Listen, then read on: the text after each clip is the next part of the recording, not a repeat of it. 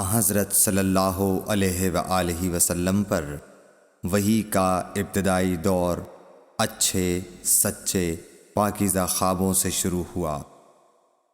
آپ خواب میں جو کچھ دیکھتے وہ صبح کی روشنی کی طرح صحیح اور سچا ثابت ہوتا۔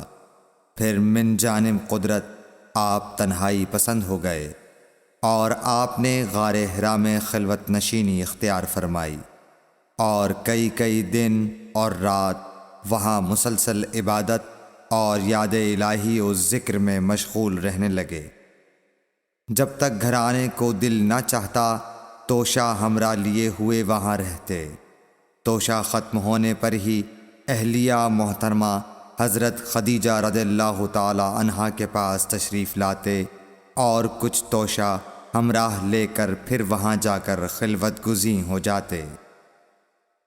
یہی طریقہ جاری رہا یہاں تک کہ آپ پر حق منکشف ہو گیا اور آپ غار حرا ہی میں قیام پذیر تھے کہ اچانک حضرت جبرائیل علیہ السلام آپ کے پاس حاضر ہوئے اور کہنے لگے کہ اے محمد پڑھو۔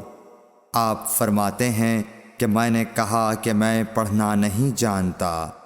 آپ صلی اللہ علیہ وسلم فرماتے ہیں کہ فرشتے نے مجھے پکڑ کر اتنے زور سے بھینچا کہ میری طاقت جواب دے گئی۔ پھر مجھے چھوڑ کر کہا پڑھو۔ میں نے پھر وہی جواب دیا کہ میں پڑھا ہوا نہیں ہوں۔ اس فرشتے نے مجھ کو نہایت ہی زور سے بھینچا کہ مجھ کو سخت تکلیف محسوس ہوئی۔ پھر اس نے کہا کہ پڑھ۔ میں نے کہا میں پڑھا ہوا نہیں ہوں۔ فرشتے نے تیسری بار مجھ کو پکڑا اور تیسری مرتبہ پھر مجھ کو بھینچا۔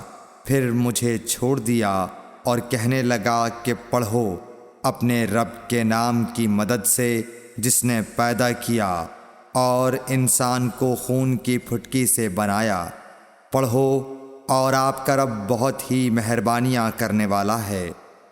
بس یہی آیتیں آپ حضرت جبرائیل علیہ السلام سے سن کر اس حال میں غار حرا سے واپس ہوئے کہ آپ کا دل اس انوکھے واقعے سے کانپ رہا تھا۔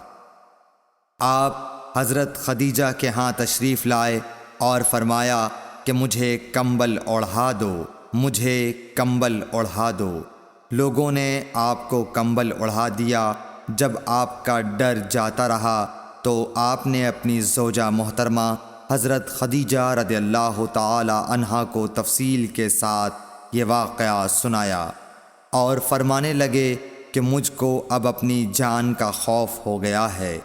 آپ کی اہلیہ محترمہ حضرت خدیجہ رضی اللہ تعالی عنہا نے آپ کی ڈھارس بندھائی اور کہا کہ آپ کا خیال صحیح نہیں ہے۔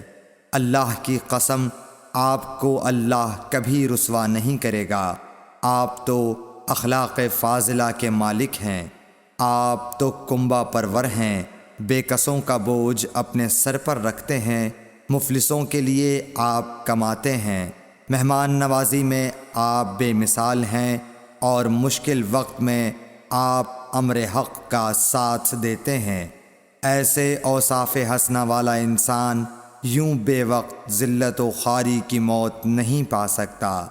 پھر مزید تسلی کے لیے حضرت خدیجہ رضی اللہ تعالی عنہا آپ کو ورقہ بن نوفل کے پاس لے گئیں جو ان کے چچا زاد بھائی تھے اور زمانہ جاہلیت میں نصرانی مذہب اختیار کر چکے تھے اور عبرانی زبان کے کاتب تھے۔ چنانچہ انجیل کو بھی حسب منشائے خداوندی عبرانی زبان میں لکھا کرتے تھے۔ انجیل سریانی زبان میں نازل ہوئی تھی، پھر اس کا ترجمہ عبرانی زبان میں ہوا۔ ورقہ اسی کو لکھتے تھے۔